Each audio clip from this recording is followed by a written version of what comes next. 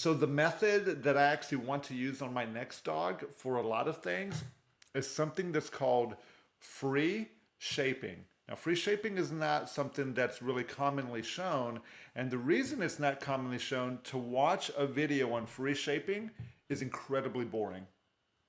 It is an incredibly boring process. However, because it's so boring and it takes so long, it requires an intense amount of the dog's brain to figure out what it is that you want it to do. So generally when you're free shaping a behavior, what it means is you're going to wait until the dog does it of their own accord. Okay? And it can actually take a very long time. And the key to it is to use a clicker. That's going to be the best tool to free shape a dog. And you could kind of think of it as a game of hot and cold. So as the dog began to get closer to the behavior, you would click and you would give a reward. And each time to get closer to the down, then you would eventually click and then you would jackpot when the dog got to the end.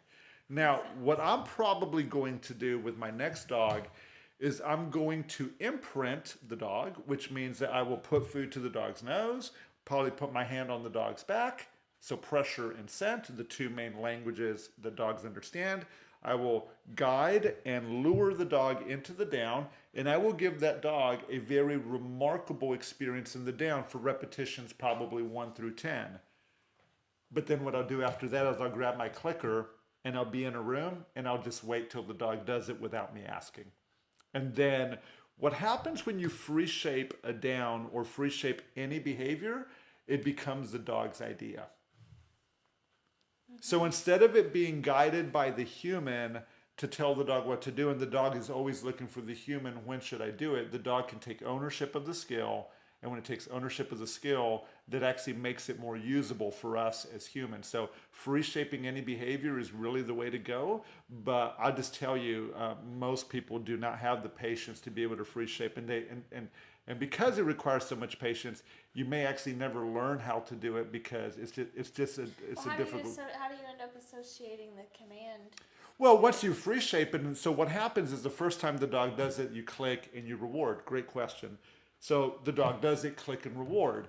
And then the dog gets frustrated and says, well, let me try that thing again, click and reward. And then each time you click and reward, that's positive reinforcement. It's going to make the dog get into it. So, you have one time and then some time, then another time, and then it starts speeding up. Once it starts speeding up, then you've got it made, because then you would say the voice command right at the moment that the dog began to do it. So you would have voice command, the dog is saying, I think this is the answer, the dog does the behavior, clicker goes off, all of that is in a 1 second to 2 second window, and now you have an association.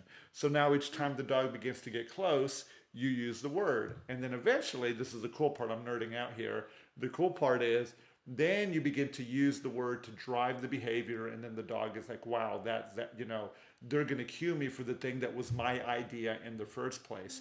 But it requires a lot of patience to do it.